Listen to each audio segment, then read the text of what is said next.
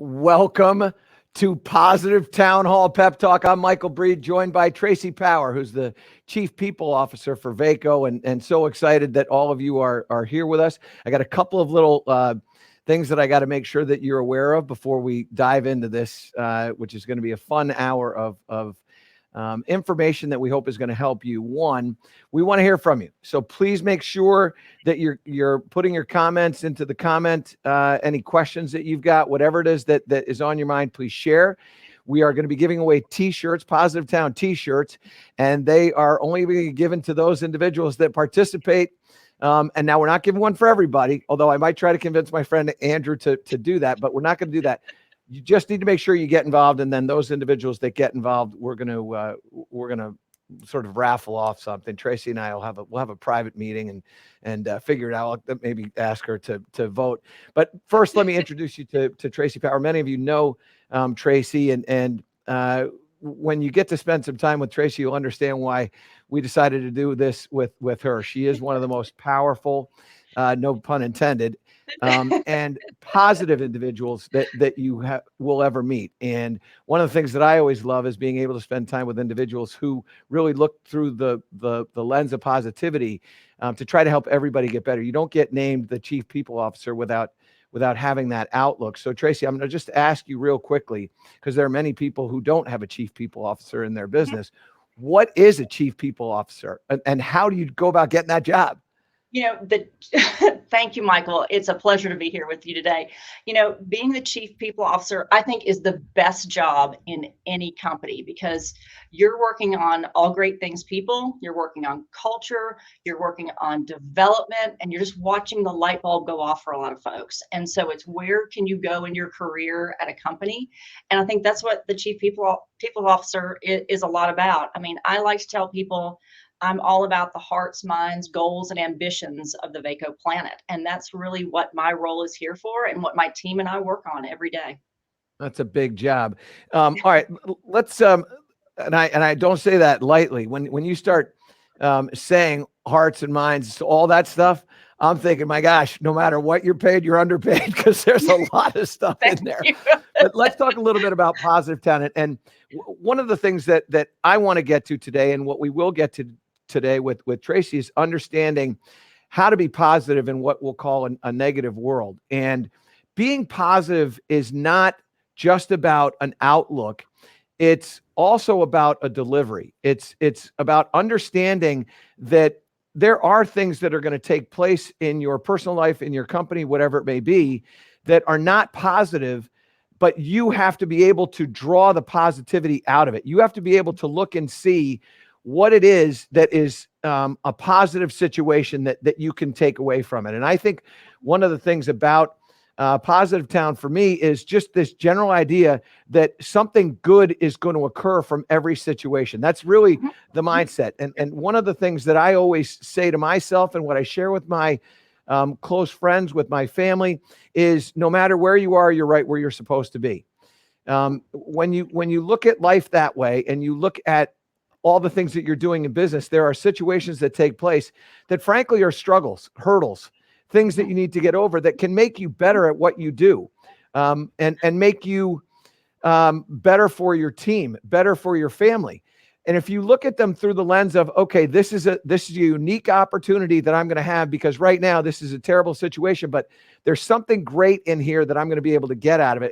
And Tracey, that's really where I come from in that. And I know that you have a mindset of the way we grow is through the hurdles that we jump and the opportunities that are presented to us that may be struggles, maybe I call them curveballs, maybe the things that are the challenges that are going to help us grow.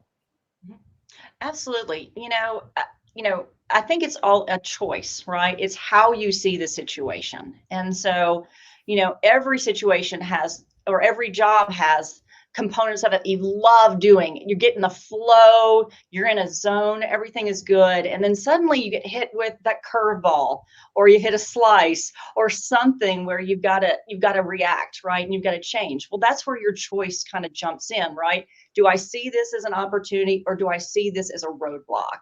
And I think a lot of times the people who see slices or see things as opportunities often learn much more about themselves than they do if it's something that really gets them down. And I think that's the key, or one of the things I've found with very positive people that I interact with, is they've got this innate ability to take a situation that could be very devastating and turn it into a learning experience, not one that they may want to experience again, but they turn it into something that can be positive in the end for them. And I would also echo to that too, that it doesn't mean that you're going through your life with rose-colored glasses. It just means that you're going through your life with an idea of optimism and an idea that no matter what the situation is, that there's always something good in it. And I have felt for a long time that it's not the situations that occur, it's how you react to them that will make your life. And my father was a guy who believed in decision-making skills, which was really important. But at the same time, he always told me, it's not the decision you make, it's what you make of the decision. And in fact, when we go through our lives, there are certain circumstances that take place where we do make a decision on it. But there's also situations that occur that are handed to us that we didn't make a decision relative to what's sitting in our lap. But at the same time, we decide on how we're going to look at it. And I'm sure that's exactly how you feel.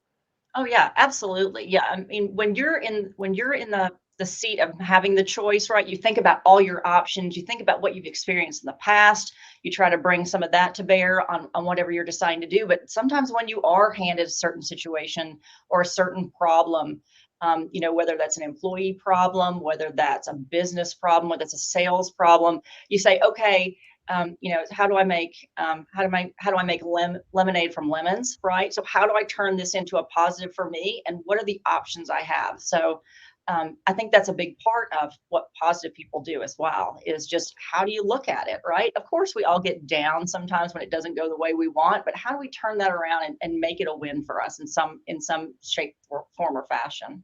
Yeah, and that's exactly what I was saying before about the decisions that you make and what you make of the decisions. And I think that every situation really allows you the opportunity to go in a positive direction. The question is, are you going to choose that direction? And I kind of feel like if you know that this is your choice, what would you choose to do? You probably are going to end up wanting to have this positive movement, this positive direction. And that brings me to this conversation of coaching. Coaching is such an interesting thing. And I know you do a lot of this. I do a lot of this coaching, and there's a lot of different ways to deliver your message in coaching. I'll ask you, give me an example of a coaching situation that you've been in where you have delivered a message in a positive way, where somebody has looked at a potential bad situation, all of a sudden used it to thrive, to help them get to where they want to get to. Yeah. So I think the great thing about coaching is the fact that coaches like us, we know people have got the answer somewhere inside of them, right? They may be struggling with situation. They think they can't get over it. They're trying to work through, whatever the experience is, right? And I coach a number of folks on business issues, on dealing with other people types of situations. And I always start to ask a lot of questions, because I think people innately have that in them. And so I always like to start with, what's going on?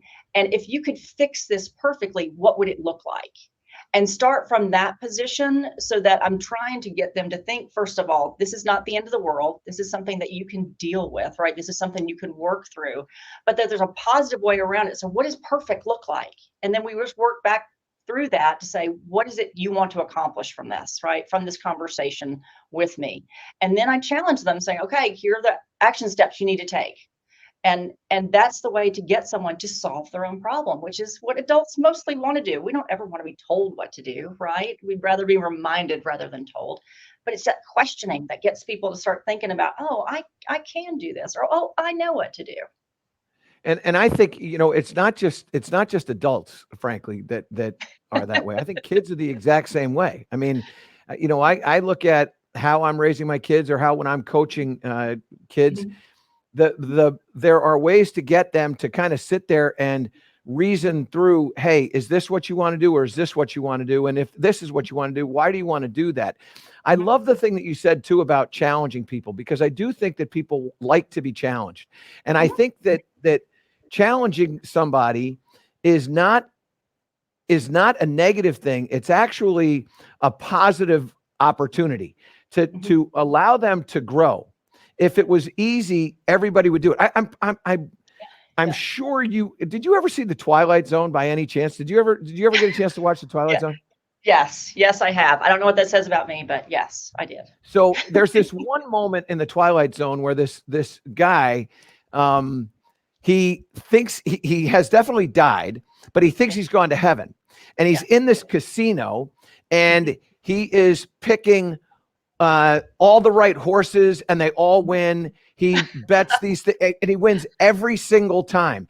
And after an extended period of time, Rod Serling comes up and he says, is it heaven or is it hell?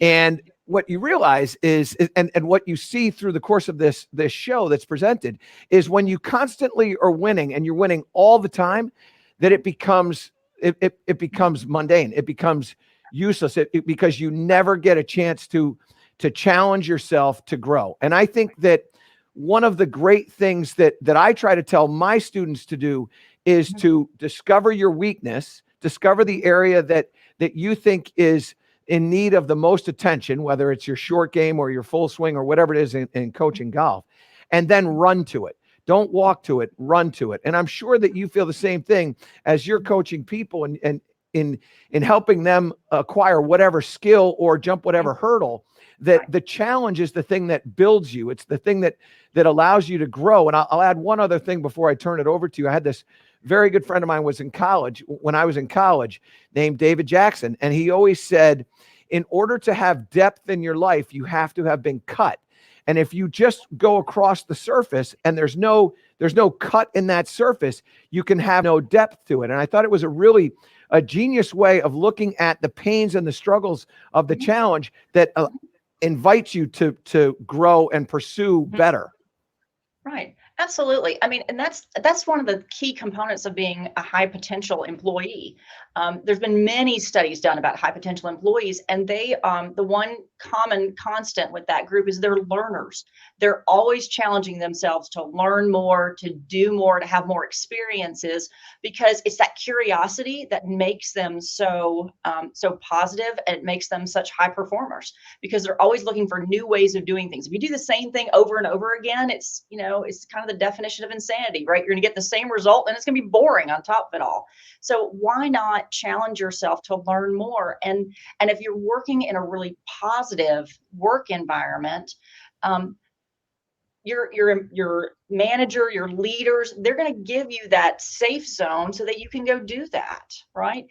That's a really important part, I think, of a positive work environment, is having that safe zone where you can try new things. And if it doesn't work out, it doesn't work out. It's okay to fail. You've got to have those opportunities to let people do and try new things, because you never know what they might get to and what they might find is a better spot for them, a better role for them, a better position for them. Let's talk about that, because you talk about the safe zone. I think about this other thing that you have brought up in the past when we've talked, and that's the no-fail zone. Mm-hmm. Tell me what you mean about the no-fail zone. Mm-hmm. So for me, the no-fail zone is letting people expand their minds, expand their talents, to try something they've never tried before, and give them a safe zone or a no-fail zone, so that if it doesn't go perfectly, it's going to be okay. If it doesn't work out the way they don't want it, it didn't work out the way they wanted it to. It's sitting down and helping them understand how it could have worked out better. I think, again, adults, especially in the work environment I'm in, are running fast, and they're running hard, and they want to try new things. And if we don't allow them to do that, they're going to go somewhere else. And so I think giving employees the opportunity to try new things, and if it doesn't work out, it doesn't work out. It's fine. No one's going to get fired for that. We want to make sure that we're giving them the opportunity to try those things. That's how companies innovate. That's how people innovate. That's how new things are developed. if we don't create those positive places, and I know fail zone doesn't sound like a positive place, but it really is, because it's creating that space for someone to try something new. I've got a question here, and a bunch of people have gotten in. We've got a gentleman from Nigeria, which is awesome. We also have individuals in Memphis, DC, Mississippi, California, Las Vegas. They're all over Brazil. It's brilliant. So we are so grateful to all of you for joining us again, reminding you, please get involved in our chat, ask some questions. I'm going to get to a question here from Larry, but ask some questions. We are giving away some Positive Town t-shirts. So they're only going to the individuals that are engaging with us in the comments. I just want to add one other thing about the failing stuff. And I think it's interesting because in our world, when I'm coaching my better players, and who are putting themselves on the line and putting themselves in the arena, we sort of have this belief that experience is what you get when you don't get what you want. And to that end, if you don't get what you want and you solely look at it as failure, it will actually be that. It will be a failure. But if you then engage the big question, that's why I love what you said about asking questions of the individuals that you're working with. If you ask the question when it didn't go the way that you want, okay, how can I use the situation that just occurred to assist me with the next time I'm in that situation so that I can be better prepared for it? And you go through the behavior that took place. Were you too fast? Did you not breathe properly? Did you make poor decisions? Did you become too aware of situations? Did you let the situation come to you, or did you try to force the situation? These are all things that are really important in my business and allow me to be able to take my players, my elite students, those that are really striving for victory and winning. How do they look at the moment when they didn't get what they want as something that can propel them onto the victory? And what we see on the PGA Tour, the LPGA Tour, is players have great success prior to winning. They finish 10th, then they finish 4th, then they finish 3rd, and then they win. It's not as if it's a rare time when somebody misses 8 cuts in a row and then all of a sudden they win an event. And I think that what's important for all of us to realize is that we are going through this journey. It takes a time, it takes a period for us to amass the skills that are necessary to better ourselves. And I think this is something that's really important. Tracey, I want to ask you this question that came in from Larry Park. Yep. And he says, do you have any specific rules to coaching? Are there any specific rules that you abide by when it comes to coaching individuals? Larry, I like that. Great question. First of all, it's got to be someone who wants to be coached. There's a lot of people that come to me that want to have a coaching conversation. They say they want to help. They say they want to do what it takes to get to the next level, to get to the next spot in their career, but they're not willing to put the time in, and they're not really willing to be open to the coaching. So one of my big rules is you got to be open to it. And you've got to come in a way that's a vulnerable way so that we can have a conversation. Now, a coach and a coachee, we're on the same level. I am not above anyone I'm coaching. I'm not below them. We're on the same level in this conversation to help them discover. But if they're not willing to be coached, and they're not willing to try some of the things I challenge them with, then I have to say, hey, I'm not the right person for you. Let's try to find someone else for you. So that's number one. Number two is confidentiality. It's just making sure whatever happens between the coachee and me, the coach, is confidential in that room. So we never share any information. It's different when I'm hired by an organization to be doing coaching for them. There are different types of rules involved in that, but mainly it's just between me and the coachee. So those are my two big ones.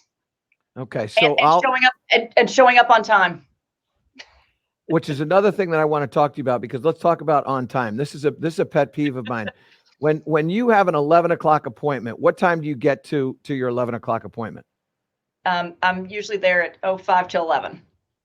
Yeah. So 11 o'clock doesn't mean 11 o'clock. It's if you have an 11 o'clock haircut, you are there at, shy of 11, say 5 of to 10 of to quarter of. Vince Mhm. Lombardi was a guy who coached the Green Bay Packers, one of the best coaches on the planet. And he had Lombardi time. And Lombardi time was always, in fact, at Lambeau Field where the Green Bay Packers play, they set that clock 15 minutes ahead of normal time. So when it says 11 o'clock on your watch, it's going to say 11:15 in Lambeau Field. And his thing was, if I have an 11 o'clock meeting, I want you there at quarter of.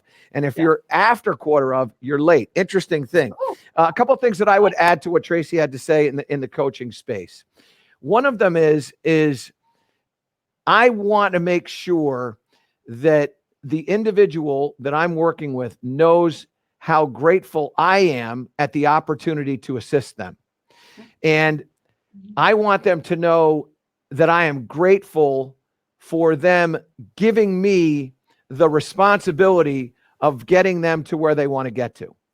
But at the same time, what I explain to them is this. We have a boat. There are 2 oars in this boat. You're going to sit on one side. I'm going to sit on one side. If I row the boat and you don't, we're going to go in a circle. If you row the boat and I don't, we're going in a circle. And if you and I row in different directions, the boat's going to go in a faster circle. So while I am grateful to be in that boat, I want to make sure that you know that you've got an oar and you're pulling your oar and we're going in the same direction. When we go in the same direction, we're going to get somewhere. Now, who knows where we're going to get, but we're going to get somewhere. And what I want to do is I want to hold them, like I hold me, accountable and responsible for the direction that we're going in. But it's 2 people that are in here. And there's a great quote by Henry Ford, said, whether you think you can or you think you can't, you're right. So one of the most important things to me is making sure that an individual knows that they're held accountable to what goes on. And I think accountability is essential in progress and in positivity. And then the second part of this thing is that when they examine where they want to go to, that they are taking a real deep look at how both of us are going to test each other, are going to challenge one another, and I'm going to make sure that I'm asking questions that they're not going to be comfortable with, because the only way that they're going to grow is if they're forced to think. And so I want positivity in their mindset on the outcome of the direction that they're going in. I also want to make sure that they're responsible for the direction that we're going in. And I don't want them to think that if they come with me, that they don't have to put in you got to work. Yeah. No, go ahead. Very true. Very true. Yeah. You've got to put the work in. I mean, I'm there to facilitate. I'm there to ask questions. I'm there to help you think through things. Again, you've got it all up here or in here somewhere to get it out. But yeah, you've got to put the work in and you've got to be true to you. I mean, this is, you're wanting to do this for you and I want to do this for you, but you've got to be in it for you. So I agree completely. And then the other thing that I would say that's important is, and I think this is an important thing in coaching. I don't know whether you find this or not. Certainly I find it this way for me. There are some players that work really well by, being tremendously challenged, not chastised, but challenged. And there are some players that don't work well with that. And one of my responsibilities when I'm coaching someone is finding out how they learn and then what motivates them, how to motivate them. So I'm going to say something different to each one of my students that is designed to get them to perform their best. And I also bring that out. I also say to them, my job is to make you better at what you're doing. I do a motivational thing about raising your ceiling. And the only ceiling that anybody has, they've established. Right. Each individual that sits wherever you sit right now, your ceiling of limitation is something that you've established. My responsibility of the coach is to get you to push that ceiling up. And that's how you grow. When that ceiling starts to go up higher or you push through it, that's when you get better. And my job is to figure out how you're going to process information. Are you spatial? Are you analytical? What goes on in your mind? How you think about things? And then the second is how to motivate you. And I'm sure, Tracey, you've got more to add to that. Yeah, absolutely. I mean, I love that. I use a lot of visualization when I'm coaching. So it's a lot of, tell me, what does that look like? How do you feel? Where will you be? How long will it take you? So I use a lot of things to get people to really start to see what that future looks like, and so that we can raise the level of their game or their bar wherever they've set it. But it's also to expand their mind to say, hey, have you ever thought about it this way? And sometimes it's just like, no, I've never thought of myself that way. Well, what prevents you from thinking of yourself that way? If you want to get there, what are you willing to commit to, right? It's not that this just happens overnight. What are you willing to commit to? Again, that challenge piece of it. And then when they come back for a follow-up session, it's like, what did you do? Did you do the things we talked about? If they didn't, that's when you start to get into the, well, what prevented you from doing that, right? It's not so much a why question. It's not a judgment. It's what. So we can figure out what that roadblock is that we need to get out of the way for someone. But absolutely, that's the job of the coach, is to see more. It's almost the job of a leader too. You see more in people than they see in themselves. And so that's how you get them going. Well, and to your point, that's our responsibility as a coach, right? Our responsibility as a coach. And I say this to people that I interview. When I sit down to interview people, I let them know, look, you should be interviewing me as I interview you. Yeah. And the question is that when you're done with our experience together, however long that is, if that's, 5 minutes, or if that's, 5 years, you should ask yourself, do I think this individual can help me get better? And that's a really important question to ask. I'm going to add one other thing here that I'm curious to get your thoughts on, because one of the things that I do when I'm coaching my players is I ask them this question. Do you think this is going to be easy? In other words, you're making a change in your swing. You're making a change in your direction in your life. You're trying to quit smoking cigarettes, whatever it may be. Do you think this is going to be easy? And then the answer always is no. And then when they tell me no, then my response to them is, okay, so when it gets difficult, don't complain, because you told me that you knew it wasn't going to be easy. And if it isn't easy, it's going to be difficult. And so once you get difficult, it's the thing when I'm giving a golf lesson to somebody, when we make a change, an alteration to motion, I will say to them, how did that feel? And they will say to me, and I have teachers who have taught with me for years have know this about me. They say, that felt weird. And then I call a timeout and I go, listen, don't take my different and turn it into weird. Because you came to me for different. You wanted different. You said, I want to be better. I got to do something different. And when you get different, don't call it weird, because it's not weird. It's different, and you want different. It's hard, but you got to go chase it. I'm sure you want to expand on that.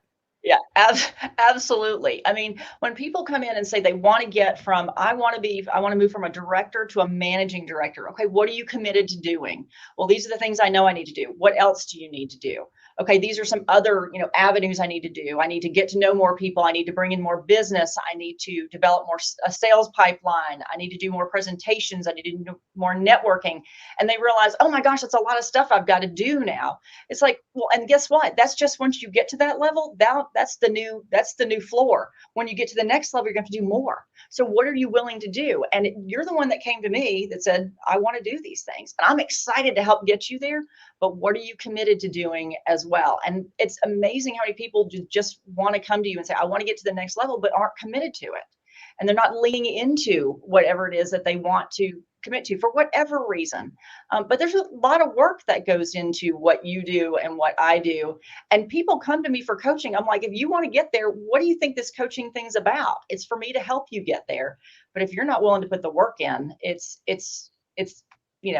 not for my health. This is for yours. So I'm here to help you, but help me help you. Well, that's exactly right. And I think one of the things that people need to understand about being positive is we know that there's a positive outcome in every situation. It doesn't mean it's easy. It doesn't mean that it's going to be handed to you on a platter. And quite frankly, when it is, that's not rewarding. The reward is, you look back, when I was in high school, I took a English class called Journeys and Quests. And it was an awesome class for me, because what it allowed me to understand was the quest was not the motivator. The journey was the thing that propelled me. That if you go through everything and don't embrace the journey, that the quest will just be right. But when you go through the journey and you embrace the journey to better, then all of a sudden, when you realize the quest, now you really have propelled yourself. Let me get into this other thing. First of all, great questions that are coming in here through the chat, and I continue to urge you all to make sure that you keep those questions coming to me. Just put them in the comment section. Be a part of our positive town hall here, and make sure that we see that you're in here. As I said, we are giving away some t-shirts, so we're going to randomly choose some people, but the people that we're choosing are all coming from the comments. So if you haven't gotten in, get in, because if you don't get in, you ain't getting no Coke. No t-shirt for you. That's right. Hey, Tracey, I want to get into this other thing. We sit here and we talk about positivity. There are some environments that are positive. There are some environments that are negative. And there are many times where people can't recognize the difference. I know that when I am giving my lessons to students, I listen to their words. And when I hear people say to me a line like, if I ever get this one thing, I'm going to be really good. And I will stop them and go, no, we don't use the word if, we use the word when. When you get this, then you're going to excel. And the word when to me implies it's going to happen. We just don't have a timeline. If implies we don't know whether it's going to happen. I know that to me, negativity can be in words that people use. When you're looking at sort of the difference between positivity and negativity, and positive environments and negative environments, for me, it's verbiage is a big deal. What are some of the things that allow you to tell the difference between the two? So, Michael, one of the founding core tenets of Vaco is assuming positive intent. I mean, we just throw it out there. We're going to assume positive intent, and what that allows us to do is set up the unwritten rule of how we're going to work together. And so assuming positive intent means that, if you don't get invited to a meeting, it doesn't mean someone was trying to leave you out. They may have just forgotten. If you're not included on an email, it's not that someone wanted to leave you out of the communication channel for that one instance. It's you may have gotten forgotten. So it opens up this environment of allowing us to be more positive and assuming, hey, I've got your back on whatever we're doing in the organization, right? And I'm thinking about you. I may have forgotten you on the email. I didn't mean to do that. You got to assume positive intent. I want you involved in this. And actually, one of the managing directors here at Vaco even told me that assuming positive intent was one of the core principles or core tenets of most successful organizations, because they are creating that environment where it's not political, it's not a political environment, and it's not one where you have to watch your back for things. It's one where people are often thinking about other people and about better ways to include people, and making sure that there's no ill will or no misintent or anything in any of those situations. So using those kinds of words, another one is being a team player. I think being a team player is also another really positive word. And then and embracing healthy conflict, because a lot of times in organizations, you're going to have healthy conflict, and that's okay. Those are good places to be. Again, we're all growing, we're all learning. This is the opportunity for you to throw your ideas out there and see if they take hold. So again, creating these environments where people get to connect with one another, everyone feels like everyone's got each other's back, and that we're looking out for the good of the organization and the people, I think is really important when you're in an organization. And you hear those words. You hear, companies that value trust. I mean, trust is another big word in an organization where you show that you've got there's positivity. If you trust the people that are around you, you're going to get better work done, right? You're going to understand what each other's after, what the goal is, and you're all working towards it. And you don't have to worry about if everyone's in the office today. I mean, our environments have changed so much, right? But you trust your employees that they're getting their work done, whether they're at Starbucks or at home or wherever COVID may have taken them. So I think those are key words that you've got to look at in an organization to show that you've got positivity there. You brought up a couple of different things here, and I want to get to the trust issue, because I think that's a really important thing, and I want to touch on that in just a second. But I do want to add this: there are two things that stick out to me in negative environments. One of them is jealousy, and one of them is sarcasm. And those two things, I think, cripple a company. They cripple an individual. They cripple a team. Because what they do is they create, to your point of trust, they create a very untrusting Mhm, atmosphere. mhm, And I know that in my world, I'm mhm, not. I don't allow the team that I'm on mhm, to have jealousy, and I don't mhm, allow them to have sarcasm. And if I get sarcastic conversation, I try to make sure that I run to that individual and explain to them, look, if I didn't want you here, you mhm, wouldn't be here. Right? mhm, It's like my marriage to my wife. I love my wife. My wife knows it. I tell her all the time and I show her mhm, all the time. But then mhm. I say it again and again. Yeah. Sweetheart, I love you. We Mhm, have a great life. And mhm, if I didn't want that to be the case, it wouldn't be the case. mhm, I'm all mhm, in. And that's not to mhm, say that we have issues in our marriage, because we don't. mhm, We actually have a mhm, fantastic marriage. But what it mhm. does highlight is I think there are a lot of people that are afraid to come out and say something because there's a vulnerability. And I think Sure. what happens with jealousy and sarcasm is you kind of mask your vulnerability. And the truth of the matter is that the only way that you can have trust Mhm, is to have vulnerability. And before mhm, I turn it back over to you, I do want to tell you this story. When I was a head golf professional, and I spent 20 years as a head golf professional building teams and trying to build trusting relationships within teams from people that really just kind of came together at my whim. I wanted a first assistant, I hired them. I wanted a bag room, I hired them. And so what mhm, I would do is before we started going, we would all come in when everybody was on property, we would have a dinner. And the dinner would go like this. You don't pay for dinner mhm. if you sing karaoke. If you Oh, don't want to sing karaoke, you pay for dinner, you pay for everybody's dinner. So we have 10 people that are going out to dinner, and I'm going to pay for all of it if everybody sings karaoke. And what yeah, I I did love was I that. allowed all the nine to choose what song that I was going to sing. And then I would go and I have a terrible voice, and I'm very comfortable with the fact that I have a terrible voice. And just because I have a bad voice doesn't mean that I'm not inclined to sing. I want to sing, but I'm happy to laugh at myself. And I think that's one of the most important things is establish the vulnerability and say, look, here I am. Nobody wants to sing in public. I'm going to do it. I'm going to do it in front of you all. And we're going to all do it together. And we're going to all go through it together. And you do that. And I'm going to pay you.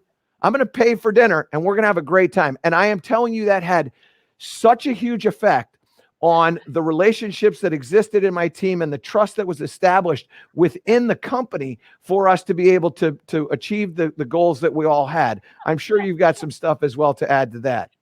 Well, Michael, at Vaco, singing karaoke is no big deal. You don't have to even bribe someone to do that. That's just kind of here. But yes, it's that again. It's that place where you're open to letting everyone be themselves, right? And well, I too don't have a great singing voice, but it's fun to be out with your friends and laughing. And it's a no fail zone, and it's a great place to be. And it's an organization that people want to be part of because they're pulling for each other. They know a little, they know more about you as a person. They know about your family. They know why you're here working, and they respect you as an employee and as a coworker, right? And so it's just great to put yourself in those situations and to build that trust within a team so that you can have those moments where you're just laughing at each other. But the next minute you may be in a board meeting or you may be at a client visit, and each other's going to be there for you. So those are good. I love that. I want to go back to something that I think is really important as we try to create this positive environment in the workplace and try to help people Yeah. grow and also support one another and trust one another.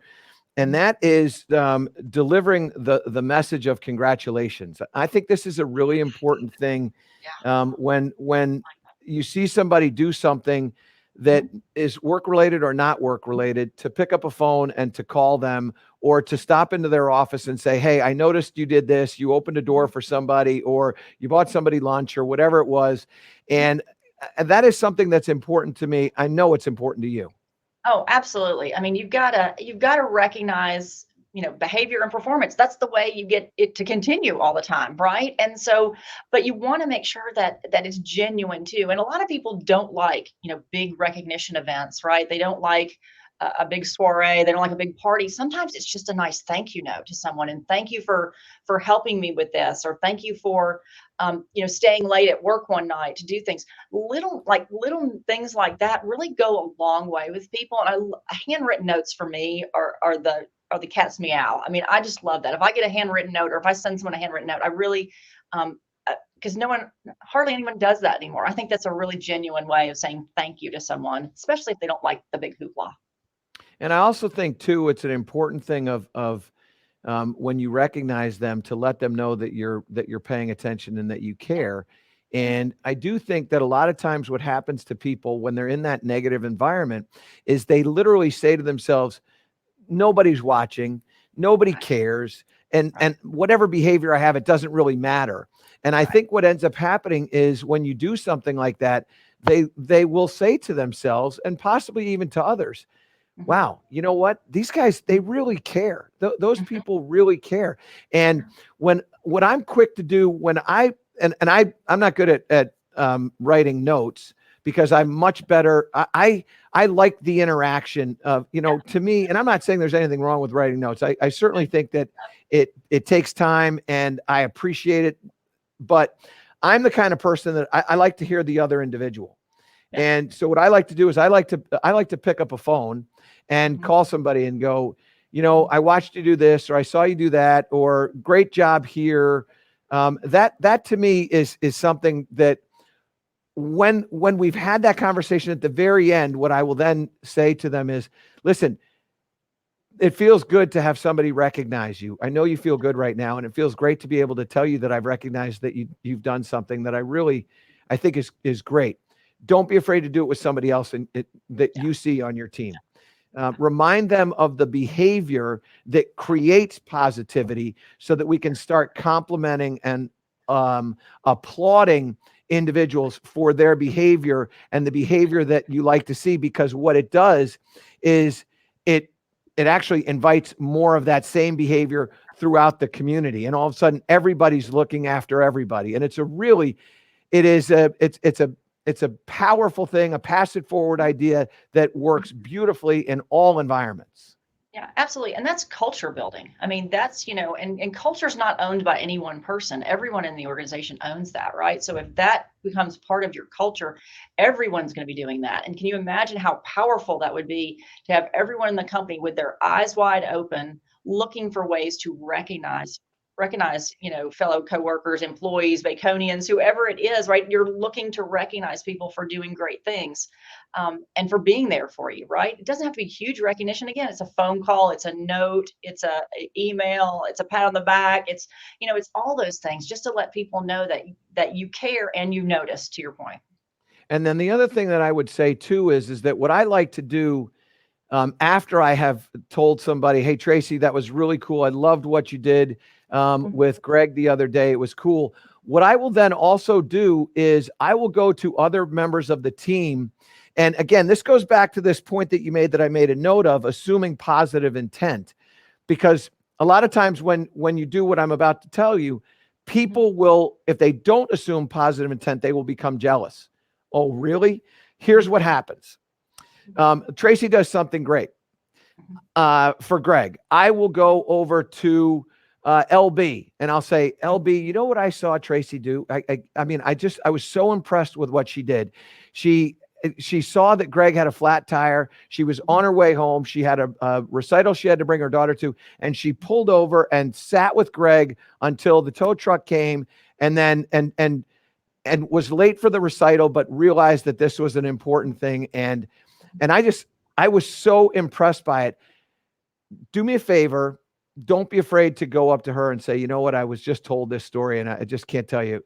And once individuals know that their behavior is getting circulated, that is also another thing that really helps build the team atmosphere and create that environment of positivity where somebody knows, you know what, they're gonna recognize me and they're gonna tell other individuals about that, which is, I think, so powerful to Yeah. getting everybody rooting for everybody.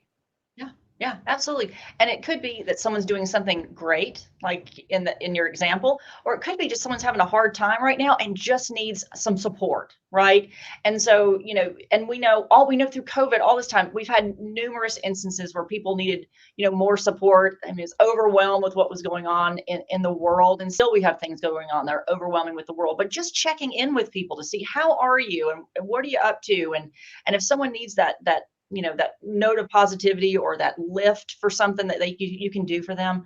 I think that just, again, it's culture building. It's what I would like as a person, and I think other people would enjoy it too. So why not just do the things that come naturally to all of us, which is recognizing people and lifting them up.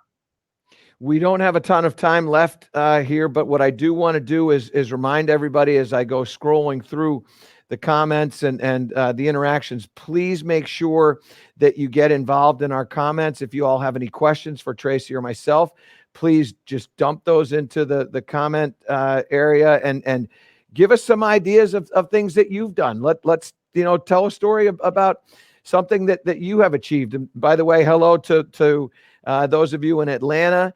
Kathy, we appreciate it. Caitlin for being a part of it. Louie, everybody, you all we appreciate this. Is a very fun thing for us to do and to share thoughts.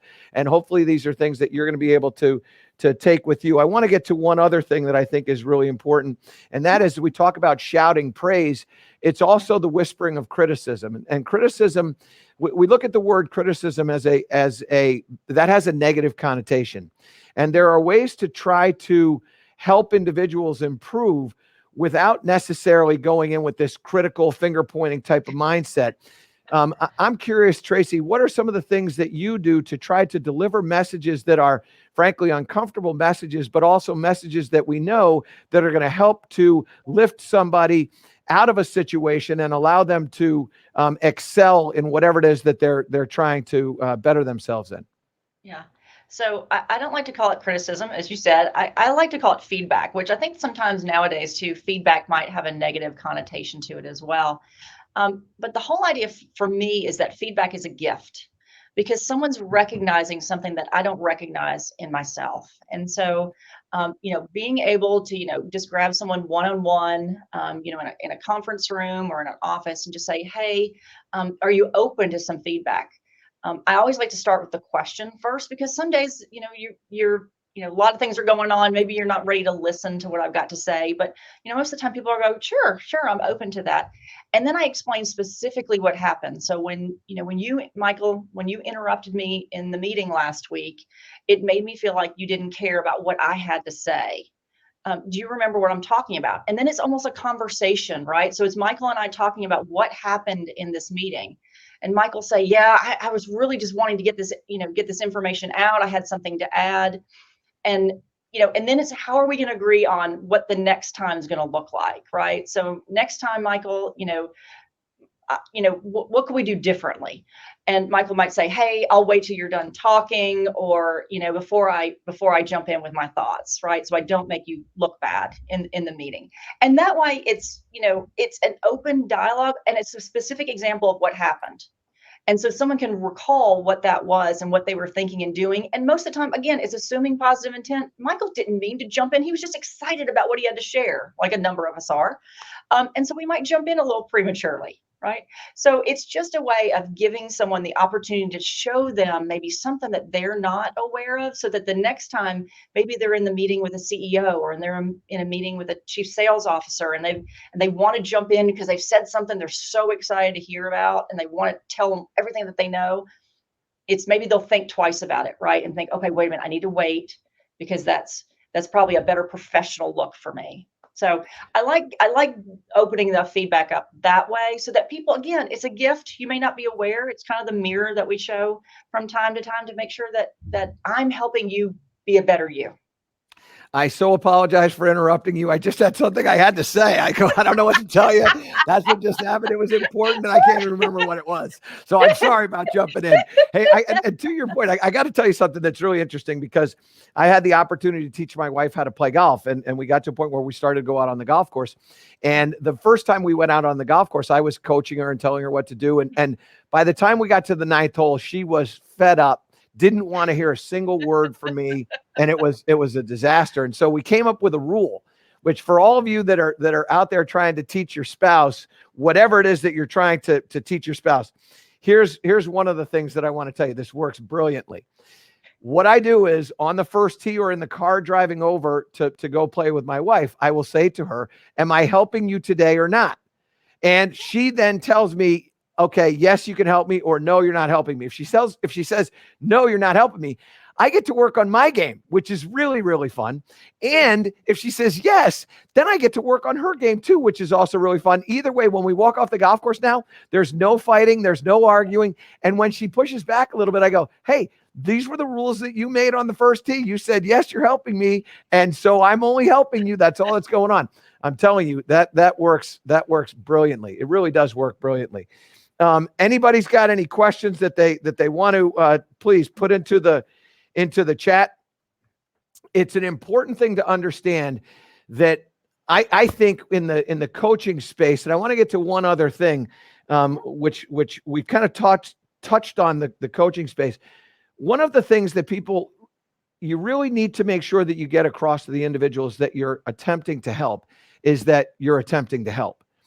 What is your motivation? Don't be afraid to share with people what your motivation is. Hey, my motivation here is to help you get better. That's what I share with my wife. My motivation is to help you enjoy this game of golf that I love so much. And if you tell me that you're going to allow me to help, that's great. I'm thrilled at that. But don't be afraid to let people know that you're motivated to assist them in their direction. And I know, Tracey, that is something that you define so clearly as a chief people officer, and you have to.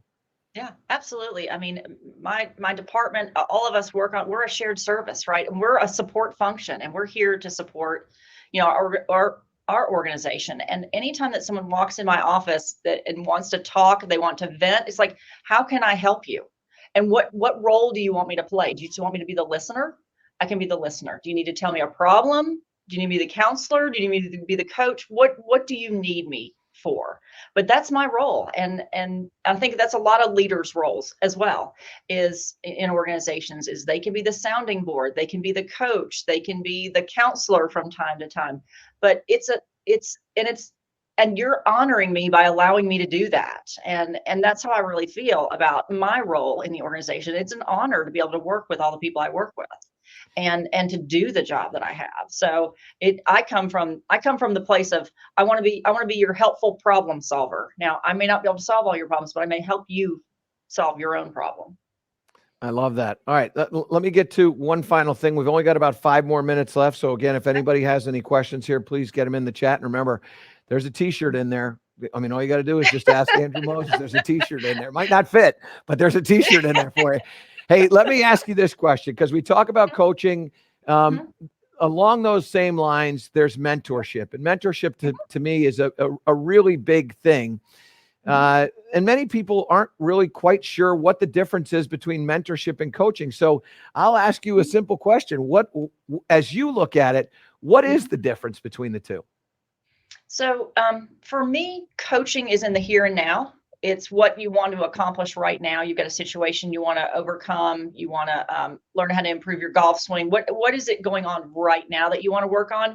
And mentorship is more, for me, is more futuristic looking. It's like, what did you do and how did you get to where you are in your career? And so I had many great mentors that were, many level steps above me in the organization. I have one fabulous one, Mary Rester-Holtz, who is still an HR leader in the world. And it was someone I looked up to and I aspired to be, and I just wanted to learn as much from her as I possibly could, because I was newer in the HR area. I was working on some, just one component of it instead of all of those. And I just wanted to see and learn from her how she brought all the people together, how she brought all the functions together, how she led from the front, how she had a seat at the table. And that's who I learned from. So for me, mentors are more futuristic looking. Where can I get to in my career? And coaches are now about how can I help me right here and now? It's interesting, and I'll ask you questions. I define the difference between the two. I kind of, I look at coaching as my ability to provide information to somebody, and then almost assisting them with the training of developing a skill. Mentorship to me is, it's almost a behavioral thing. I kind of feel like as a mentor, I'm holding myself more accountable than, say, as a coach. As a coach, I'm going to try to provide some wisdom that I think is going to help them to your point in the here and now, directly now. What are the things that you need to do to better? But the mentor, my role as a mentor is it almost asks me to live the best life that I can live. Coaching doesn't necessarily ask me that. That's my Mhm, interpretation. And I'm mhm, curious to get your thoughts on that. But when I look at my responsibility as a mentor, mhm. it's behavior gets echoed, behavior gets mimicked. And in Mhm. mentoring, my Yep. behavior is really, really important. How I treat people. Somebody looks at me and like my sons, and they see me how I have time for Mhm. other individuals, or I Mhm. give things away, or whatever it is that I do, and they go, wow, Yeah. that's really powerful. Coaching doesn't necessarily do that. It's more conversational in that Right. way, where mentoring is almost living it. Yeah. Does that make sense to you? It does. It does. And in a way, mentoring for me has always been how did you get to where you are now? But then as you're mentoring someone and as that relationship continues, yeah, I think you are, as many folks know, leaders are always on stage, right? And so people watch you and they watch what you say and how you say it and what you do and how you react to certain situations. And so, yeah, absolutely. I can totally see where that your definition or your interpretation of mentorship for sure. We have a question here from Rose Marie. Says, how does one ask someone to be a mentor, or does it happen kind of naturally? Rosemary, I think that is a wonderful question. I think can happen both ways. I think you can naturally start to work with someone as a mentor, and it may not be defined that way, but you may be watching them, you may be asking them questions about their career. But I think the other thing is, I think a lot of folks would be very honored to be a mentor.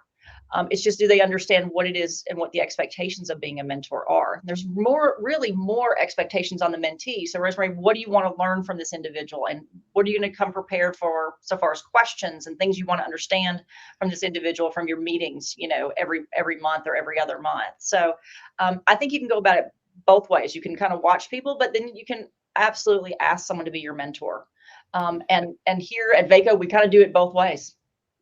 I would add to that, Rosemary, that I think that uh, as you examine great mentors, I think great mentors are almost mentoring before they're asked to be mentors, if that makes sense. I don't think that mentors are necessarily individuals that go, you know what, I want to be a great mentor. That they just start doing something in a certain way.